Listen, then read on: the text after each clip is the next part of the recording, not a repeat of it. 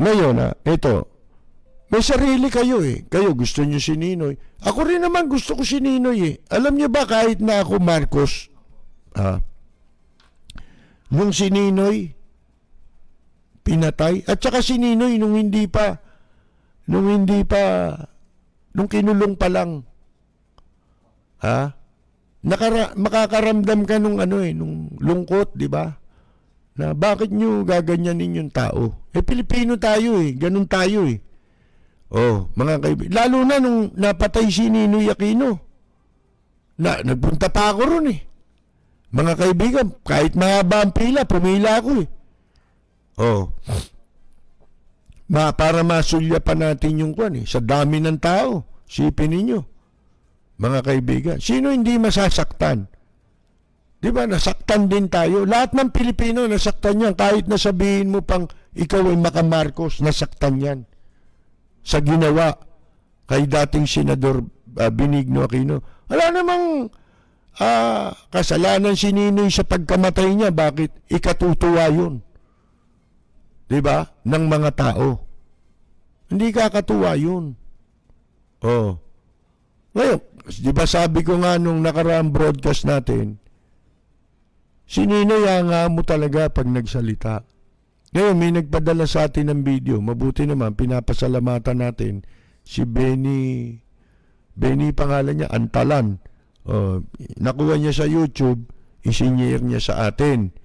Gusto kong ibahagi sa inyo para kung kayo, hindi nyo inabot si Ninoy, para masabi nyo, nakikihanga lang kayo kay dating Senador Ninoy Aquino. Ito pakinggan ninyo. At saka, ang pakinggan nyong mabuti dito, si Ninoy, katulad ng sinabi ko, kahit na bumabanat si Ninoy sa administrasyon, hindi personal. Hindi kamukha ngayon. Ito, pagtabi-tabihin mo speech ni Marcos, speech ni Ninoy, speech ni Pangulong Duterte, nakakaya. Di ba? Nakakaya ito, mga kaibigan. Si Ninoy, kinulong na't lahat. Isipin ninyo. Kaya lang, doon mo siya hangaan. At saka kung maghanay siya ng talumpati, ang isa sa maganda kay Ninoy, yung choice of words niya, simple. Journalist yan mga kaibigan.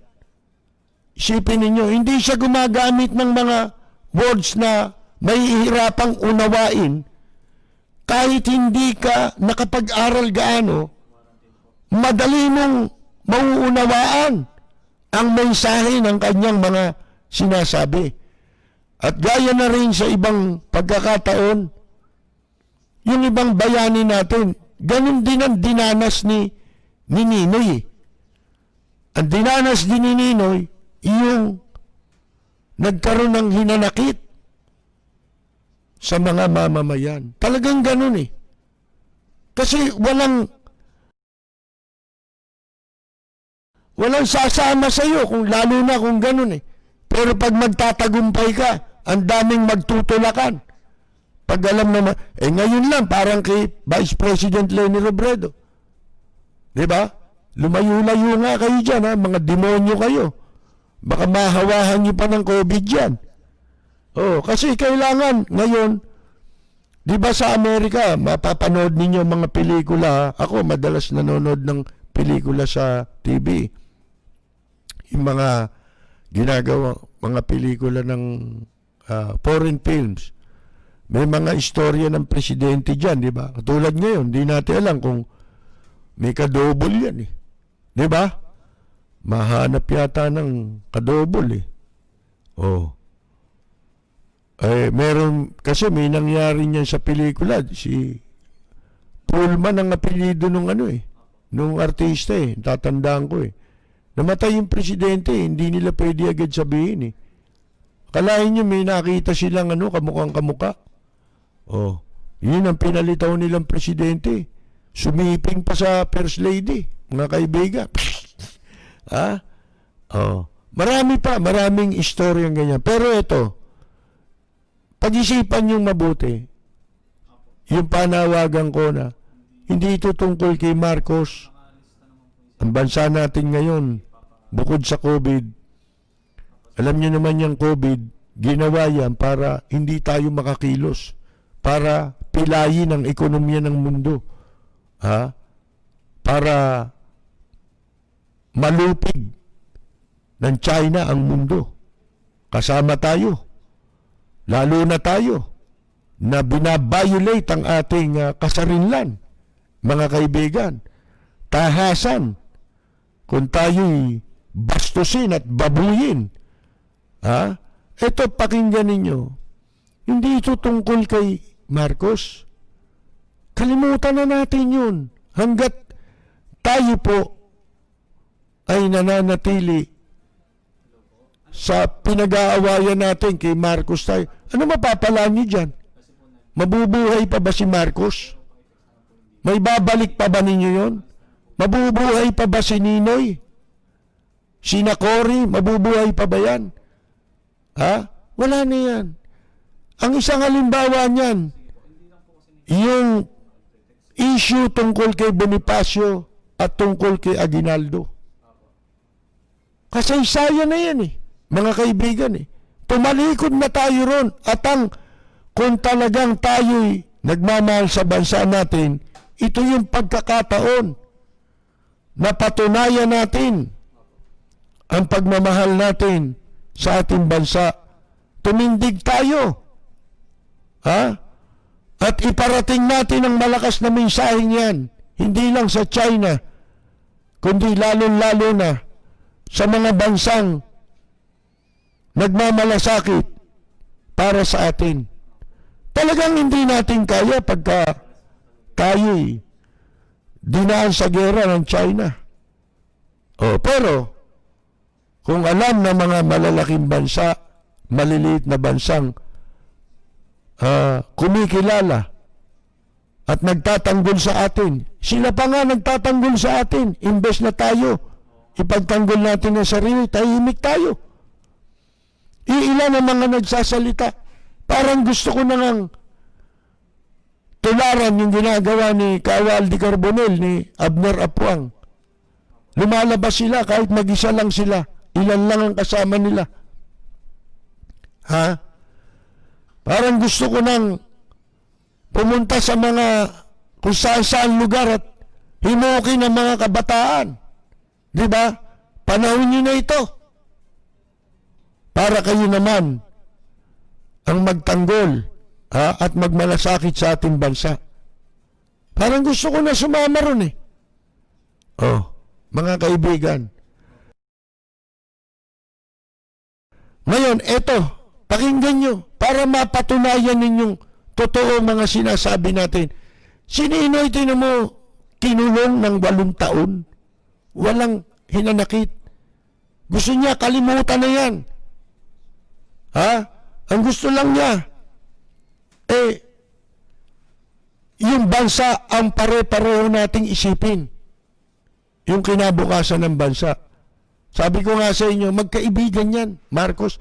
Katunayan, pinayagan ni Marcos na makapagpagamot si Ninoy nung nagkaroon ng sakit sa puso. Di ba? Tinulungan, financially yan. Nagtaka nga ako, merong serye kasi mahaba yung talumpati ni Ninoy Isang portion lang ang ipaparinig namin sa inyo at mapapanood ninyo. Yung meron pang nakita akong video na send off kay Ninoy nung siya'y pasakay na ng eroplano. Bago siya sumakay ng eroplano, isa sa nagatid sa kanya si Matay. Ismael Matay, kasi Metro Manila Development Authority, mga kaibigan. Sino pa nandun? Meron dong isang reporter dati ng foreign television. Si Sol Bansi. Isa siya sa nag-send off at umi-interview kay Ninoy. Sa tarmac ito sa tarmac ng airport. Isipin ninyo, sino si Sol Bansi? Si Sol Bansi, di ba, tagapagsalita yun ni Mrs. Marcos. Parang yan ang pinaka-PR niya Si Sol Bansi, mga kaibigan. O, eto, sa ibang araw natin papakita yon. Send off yung kay Ninoy Aquino. Ha? At eto, si dating Senador Benigno Aquino Jr., sa isang kanyang talumpati sa Amerika, mga kaibigan, panoorin at pakinggan po natin. That's the story. There was no deal. There was no other considerations. And when I arrived in America, I want to tell you, I was a very sick man. I had to rest in San Francisco. When I arrived in Dallas, Texas, immediately the doctors brought me directly to the hospital and then checked me.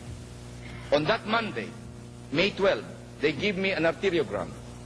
At 1 o'clock that day, my Filipino doctor, cardiologist, Dr. Rolando Solis, came and said, Senator, he said, I'm sorry, but you have to undergo a triple bypass. I said, Doctor, what day is today? Sabi niya, May 12. Tomorrow is May 13, hit me tomorrow. No, sabi niya, no hurry, you can do it on the 14th. I said, no, hit me tomorrow, May 13. Sabi niya, kang bahala. And so he asked me, may I know why you want the 13? My friends, in 1975, I went on a hunger strike for 40 days and 40 nights. On May 5, 1975, my blood pressure dropped 60/40 and they could hardly feel my heartbeat and I had no pulse. And they rushed me to the Veterans Memorial Hospital. On May 13, 1975, on the 40th day of my fast, and that was my pact with my Lord, that I will go for 40 days and 40 nights because I wanted to die. But if you do not allow me to die, I said, then I take it, you still want me to continue, and your will be done. And so, on that day of the Lady of Fatima, May 30, 1975, I ended my fast. 5 years to the day. On May 5, 1980, and all because I wanted to wait for the burial of my doctor, they brought me out to the heart center. And then, on May 13, I was scheduled to have my triple heart bypass. 5 years to the day. I do not know the meaning of those coincidences. And so I told my doctor, hit me tomorrow because I will survive. And so I finished my operation, and I was recuperating. And I cabled Mr. Marcos after my operation. I told him, operation has been successful. However, I developed a pericarditis. My doctors advised me 4 more weeks of convalescence. However, if you feel I should now return to my cell, I shall immediately take the first plane to go back to my cell. Mr. Marcos had General Ver call me and said, pinasasabi po ni Presidente, magpalakas na muna kayo dyan. Take your time, and when you are strong and ready, you can return. A week later, the international press came out with the story. Mr. Marcos extends indefinitely the stay of Aquino in America.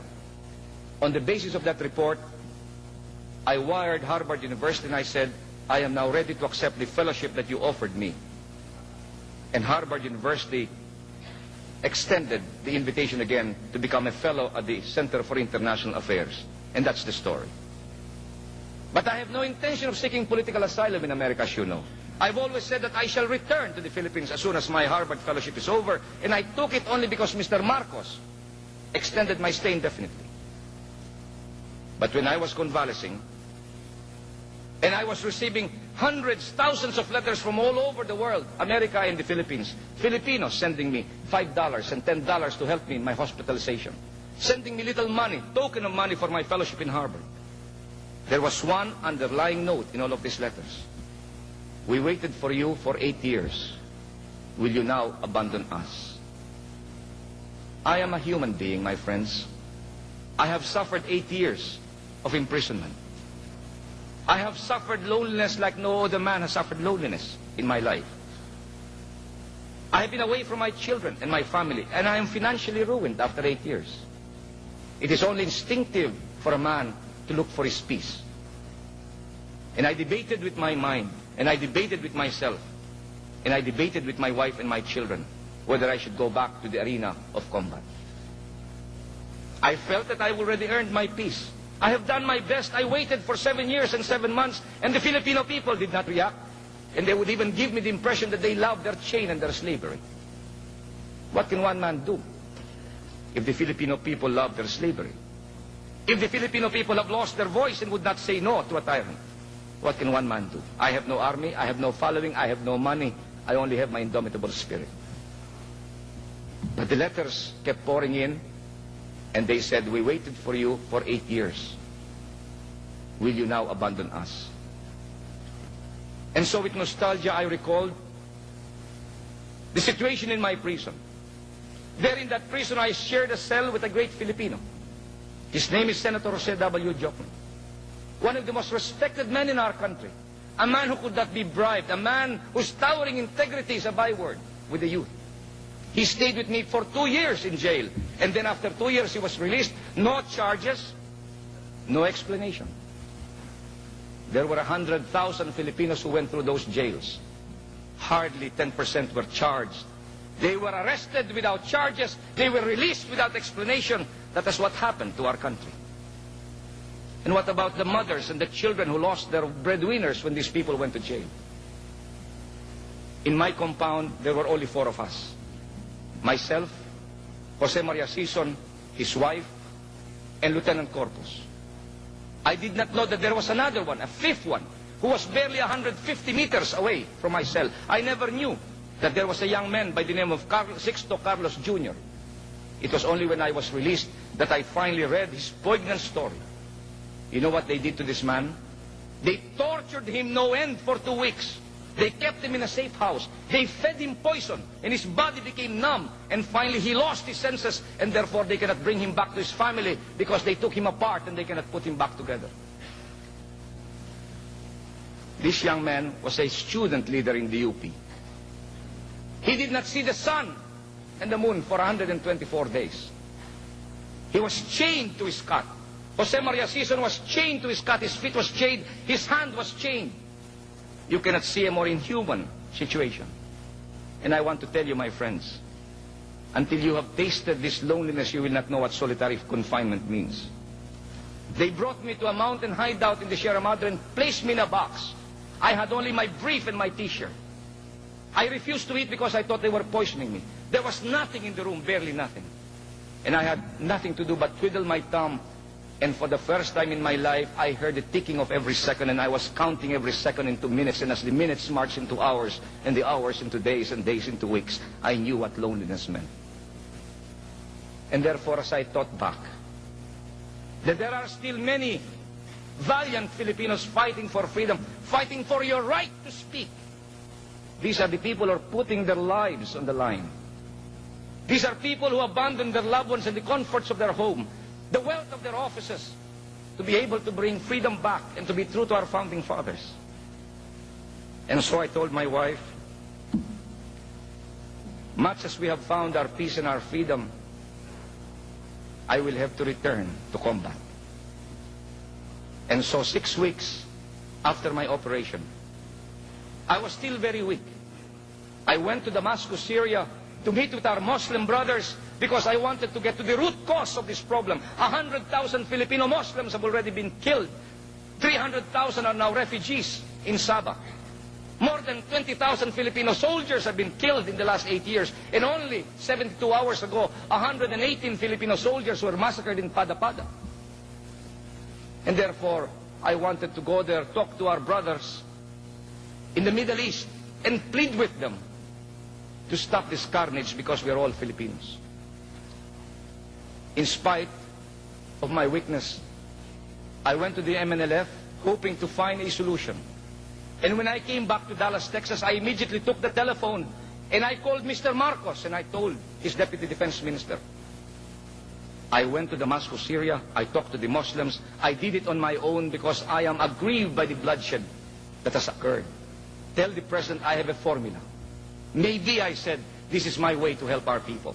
Tell the President, I said, what he has done to me, I have already forgiven. And I have already forgotten. I have no bitterness against Mr. Marcos. I have no rancor against Mr. Marcos. All I want to do is to help our people stop this bloodshed. So please tell the President, I said, I have a formula. In 2 days, I said, I will be sending him a formula. And I wrote this formula, a secret formula I sent to Mr. Marcos, and I said, Mr. Marcos, Filipinos are dying. And this is a possible breakthrough. What did Mr. Marcos do? He told the press that he sent me to Damascus, Syria as his agent and as his spy. And so I stayed on to recuperate in Dallas, Texas. Delegations upon delegations came to me.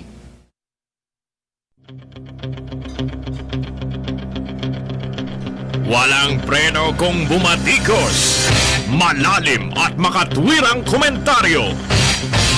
Mag-ingat ang mga politikong gumagawa ng kalokohan at baka kayo ay tamaan ng Rapid Fire! Napakinggan ninyo, di ba? Yung speech ni dating Senador Benigno Aquino Jr.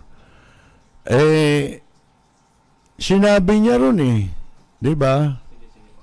Na wala na akong hinanakit, kay Presidente Marcos. Ang gusto ko lang makatulong. Tingnan niyo, tumatawag siya, di ba? May communication sila. Di ba? O, pinadadaan sa mga tauhan ni Marcos. Mga kaibigan. May communication sila at ang hangarin niya, hindi masama. Hindi katulad nito, minamasama ang hangarin. Naniniwala ako dun sa mga kwento sa atin na talagang ang gusto ni Marcos na papalit sa kanya kung sakasakali si Ninoy. Kaya ayaw pabalikin dito si Ninoy sa kaagad-agad, mga kaibigan. At totoo naman na merong assassination plot labang kay dating Senador Aquino. Talaga may tangkang patayin siya, di ba? Para ang tao pagalitin labang kay dating Pangulong Marcos. Bagay na hindi magagawa dahil kung gagawin ni Marcos yun bakit pa siya papayagang umalis? Di sana hinayaan nilang nila na mamatay si Ninoy sa loob ng kulungan. Wala pa silang sagutin dahil sakit ang ikamamatay niya. Pero bakit hinayaan ni Marcos na makaalis si Ninoy? At nung tumatawag nga siya para nagpapaalam siya kung gusto niya akong pabalikin pero hindi pa magandang lagay ng kalusugan niya, babalik ako. Di ba? Pero sinabihan siya na diyan ka na muna. Di ba? At hanggang sa gumaling ka. Di ba? Mga kaibigan ibig sabihin, ang priority ng mga leader natin noon, ang paramount, yung taong bayan. Taong bayan muna. Kinakalimutan nila yung kanilang personal. Di ba? Sipin ninyo, isa sa hinanakit ni Ninoy, di ba? 8 taon akong nakulong. Ang tingin niya sa mga Pilipino, wala ito. Walang mas gusto nila yung kanilang kalagayan. Mas gusto nila na sila, yung slave, sabi niya gano'n, di ba? Mga alipin. Yan din ang hinanakit noon di ba? Nila Dr. Jose Rizal, yung ating mga bayani. Yan din ang kanilang hinanakit nung araw. Na naramdaman ni Nini. Isipin mo, 8 taon at saka wala nga namang nakakaintindi. Pero hindi niya alam na yung pananatili niya sa loob ng bilangguan, marami ang mga taong nasaktan doon. Ito'y banggit na natin minsan. Tatay ko, di ba? Kwan kaibigan niya matalik si Ernie Rondon, isang yumaong commentator. Nakasama ni Ninoy na nakulong yan. At nung interim batasang pambansa, yung unang palit ng konstitusyon sa panahon ni Marcos, inauna, kung ano yun nagkaroon ng eleksyon. Doon nagumpisa yung KBL Hindi ako nagkakamali Kilusang Bagong Lipunan. At si Ninoy sumulat sa kanyang mga kasamahang oposisyon labang kay Marcos na napili niyang kumandidato tumakbo sa eleksyon. para laban sa mga kandidato ng administrasyon. Nag-line up sila ng mga kandidato, si Ninoy. Mga kaibigan, isa diyan sa tumakbo sa sinulatan ni Ninoy, dito sa Maynila noon, ang isa lang ang nakalusot noon eh. Mistisyong mistisyong oposisyon pa. Si Lito Atienza sa oposisyon. Mistisyong oposisyon. Ngayon, si Arturo Tolentino yata ang mga kaibigan, si Catering. Ngayon, etong si Ernie Rondon, bago yan napasok sa politika, komentarista yan. Nung makulong yan, mga kaibigan. Hindi, naging komentarista, naging Kongkong delegate. Naging miyembro ng Constitutional Convention, representing Nueva Ecija. Nakalimutan ko lang kung anong district. Ang alam ko, taga-Gimba yan sila eh. Kaibigan ng tatay ko yan, maliliit pa kami. Hanggang sa binata na ako noon, nakarating na ako ng Japan eh. 1978 yata yung yung eleksyon, yung interim batasan pambansa. Sumulat yan si Ninoy doon sa kanyang mga kasamahan sa oposisyon. Isa si Ernie Rondon, nagpunta yan sa father ko. Father ko, Marcos yan eh. Pero yung kaibigan sa kanya, kaibigan kahit na nasa kang partido. Katulad nga yun si Mr. Ernie Rondon. Nung sulatan siya ni Ninoy, ang una niyang pinuntahan yung tatay ko. Nakikiusap siya sapagkat merong portion doon na binabanggit si Ninoy na kung maaari, lapitan yung isang organisasyon na makatutulong na makuha nila ang boto. Dahil alam na meron kaming connection doon sa grupo, pinapakiusapan. May kamag-anak kasi kaming nando doon sa organisasyon. Hindi naman kami nakipag-usap kasi nga martial law nun eh. 'Di ba? Delikado. Pero nung panahon ng kampanya, nakita ko lihim na maraming mga materyales na pinagawa ang tatay ko, pati mga t-shirt. T-shirt. Para doon kay sa oposisyon kay Mr. Ernie Rondon. Sinulatan nakita ko pa nga yung sulat eh.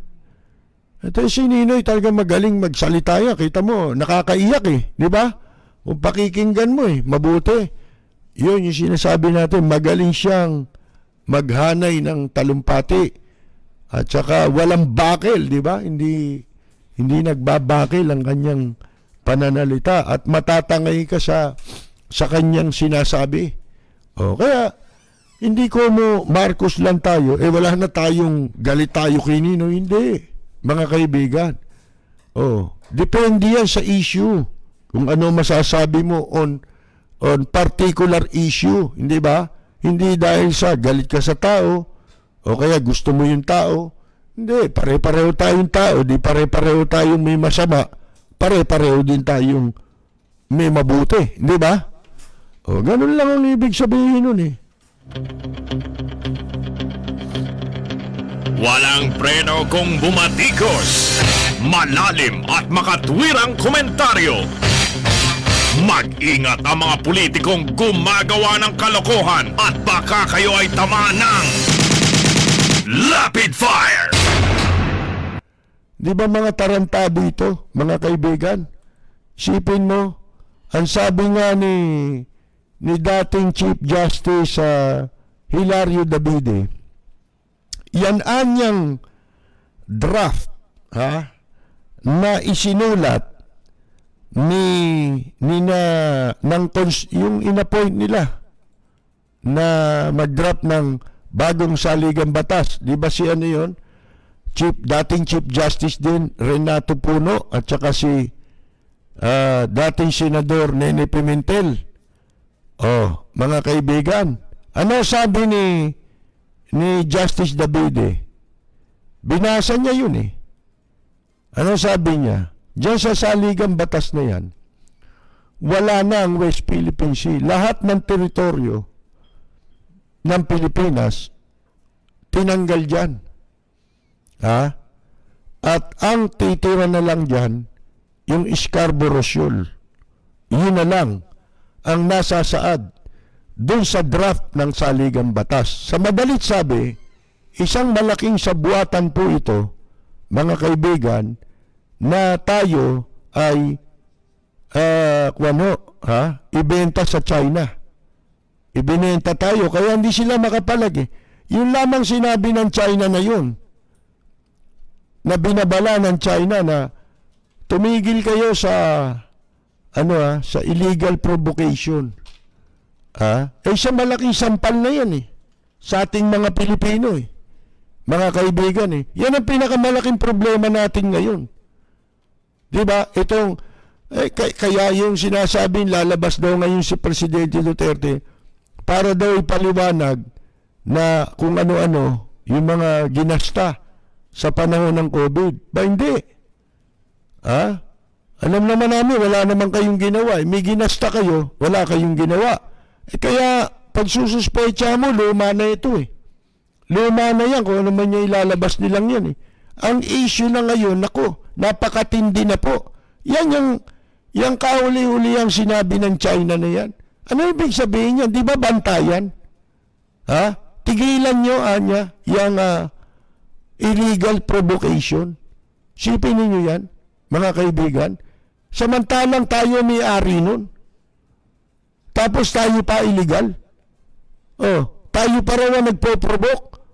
Isipin mo sa sarili nating teritoryo, hindi tayo ipinaglaban ng ating sariling gobyerno. Samantalang sa teritoryo ng Indonesia, binubunggo ng barko nila yung kung ano man yung mga sasakyan nila na napapadpad sa kanilang teritoryo, mga kaibigan. At nagbanta si Widodo. Ang sabi niya, walang compromise. Walang negosasyon, walang compromise when it comes to sovereignty. Ang sabi niya, mga kaibigan, pagdating sa kasarinlan, walang kompromiso yan. Walang negosasyon dyan. Pag sinabi ng kasarinlan, amin yan. Amin yan. Amin yan, hindi yan sa inyo. So wala tayong pag-uusapan. Nasabi ba nilang itigil niya yung illegal provocation nyo? Nasabi ba ng China yun sa Indonesia? Nasabi ba yan ng China sa Vietnam? At ang nakatatawa dito, ni isang senador, mga kaibigan, walang matatag na naninindigan. Dapat yung Senado sa kabuuan, mambabatas kayo. Dapat alam niyo yung batas. Hindi ba? Sa ruling ng Dahig, alam niyo yan. Pero walang opisyal na paninindigan ang mga senador natin. Kailan lalabas yung mga yan? Pag hindi na si Presidente ang Duterte ang Pangulo. Pagka ang Pangulo na ng Pilipinas yung naninindigan na laban dyan sa ginagawang panlulupig ng bansang China, tsaka kayo magbabago ng inyong paninindigan. Wala kayong mga buto sa gulugod. Mabuti pa yung iilan-ilang tao ay nananawagan, hinihimok. Alam nyo, napapanood ko yung video ni Kawaldi Carbonell eh. Umiikot sila para himukin ang mga Pilipino, para manindigan. Sapagkat hindi ito tungkol sa ikaw Marcos, ikaw Aquino. Mamaya ipaparinig ko naman sa inyo. Si Ninoy naman. Ako nasa media. Meron akong sariling gusto. Hinahangaan, 'di ba? Pero hindi ko pwedeng ikompormiso ang interes ng bayan. Kung sino ang inaakala kong mabuti, ano mabuti niyang ginawa, sasabihin natin. Kung masama, pupunayin natin. Kung dati, tumulong tayo para ikampanya itong administrasyong inutil na ito, mga kaibigan. Itong presidenteng nagsabing inutil siya. Ilang buwan lang nawalan ako ng gana. Ano ibig mo sabihin? Kung kinampanya ko yan manatili na ako dyan. Manatili akong bobo, gago, lumuking ko. Kung ano yung mga pinaggagawa nila. Ganun ba gusto ninyo? Kung ba kinampanya ko yung isa hindi ko na siya pwedeng banatan. Hindi ko na siya pwedeng punahin kapag sila'y nagkamali. Yun ang malaking pagkakamali sa mga nag-iisip ng ganun. Kaya tayo nandito, hindi para sila, para tayo tumulong sa mga, ito karapat dapat, nung maupo na walang hiyana, pupurihin ko pa rin. Anong klase kang tao? Ano ba iniisip mo? Pakinabang. Pansarili mo lang pakinabang. Tandaan ninyo, kung ano yung sinasabi ng mga taga-ibang bansa, na ang sovereign niya ay walang kompromiso yan. Wala yang negosasyon. Doon tayo maninindigan lagi sa tama. Kung ano yung nasa batas, kung ano yung rule of law. Sapagkat doon hindi tayo magkakamali. Pagka ba tayo'y maninindigan laban sa inchik kailangan pantanungin ko, ikaw, sino ba ang ano mo? Kay Marcos ka ba? Ba hindi. Kay Marcos ka, kay Aquino ka. Pare-pareho tayong mga Pilipino na merong tungkulin para manindigan at ipaglaban ang ating bansa, ang kasarinlan ng ating bansa. Tungkulin natin yan di ba? May panatang makabayan pa, elementary ka pa lang Iniibig ko ang Pilipinas, di ba? Nakalimutan ko na. Para ako si Marco Lecto mga kaibigan Nalimutan ko na yan At mag-ingat din tayo dun sa mga nagpapanggap na makabayan. Kesyo, padidiport ang incheck, mga kaibigan. Ito pa isa Dito makikita mo ang panliligaw yan, yung PhilHealth. Tandaan niyo, wala mangyayari dyan. Ito yung mga diversionary tactic ito. Para tayong mga mamamayan ay hindi makapag-focus sa pinakamahalagang issue. Hindi tayo makagawa ng ating paninindigan. Libangin tayo dito sa kunyari. Kung yung 4 na taong nakaraan wala nga nangyari, ang daming corruption. Mga kaibigan, walang mangyayari lahat dyan. Alam nga naman sa loob ng 2 taon makagawa ng desisyon na mahatulan sila. Wala naman yan Suspension pa lang yan Ni wala pang sa kamayata ng ombudsman yung mga dokumento Nagagamiting ebidensya laban sa kanila dahil wala pang formal complaint kalokohan yan, mga kaibigan. Lahat ng yan ay diversionary tactic. Mga padideport yung 2 incheck. Diversionary tactic yan. Kung talagang totoo yan, eto ang mga senador lang di ba mga mambabatas yan? Dapat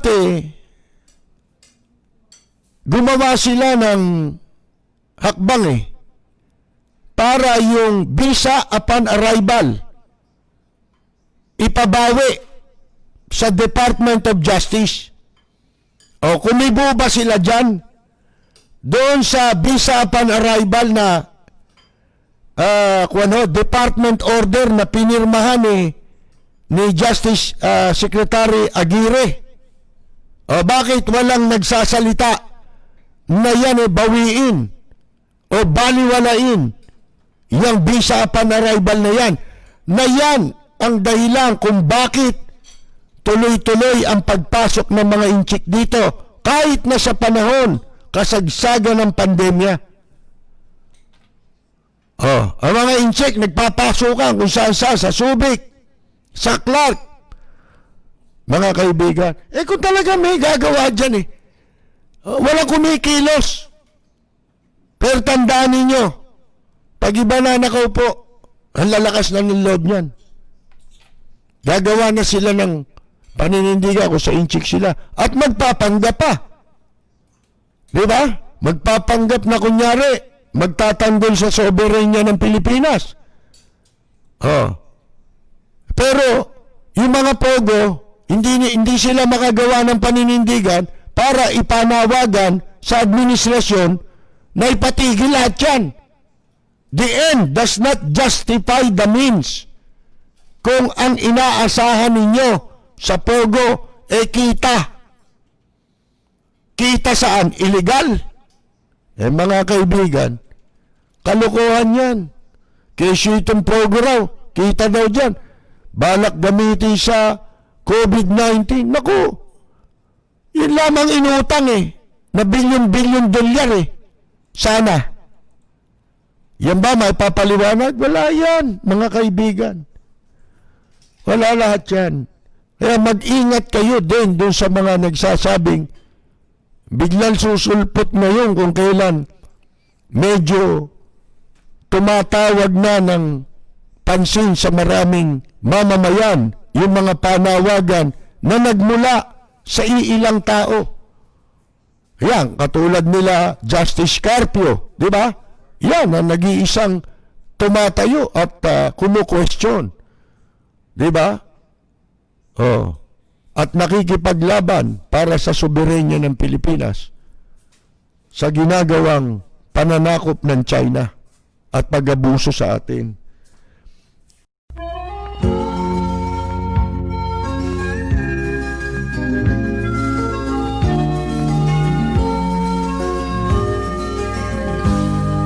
Sa bayan ko ay isa ang lahi, dito'y wala ang pagkukunwari. Hindi padadaig, sadyang kilala sa daigdig, may pagkakaisa sa bawat nais. Ang bayan ko'y punong-puno ng yaman, bakit ito'y kailangan pang iwanan? Hindi nga ba't anong sarap mabuhay ng buong ganap? Sa bayan mo, sumabit man yaong wakas. Dito sa bayan ko, lahat kami pantay-pantay. Walang nang aapit, ang pag-ibig ay tunay. Dito sa bayan ko, dito'y makikilala mo ang isang kaibigang nagmamahal sa'yo.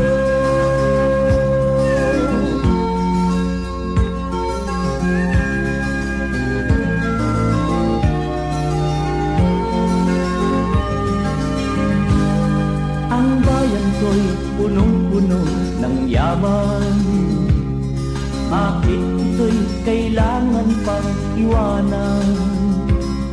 Hindi nga ba't anong sarap mabuhay ng buong ganap? Sa bayan mo, sumapit ng yaong wakas. Dito sa bayan ko, lahat kami pantay-pantay. Walang nang aapit, ang pag-ibig ay tunay. Dito sa bayan ko, dito'y makikilala mo ang mga kaibigang nagmamahal sa'yo. Dito sa bayan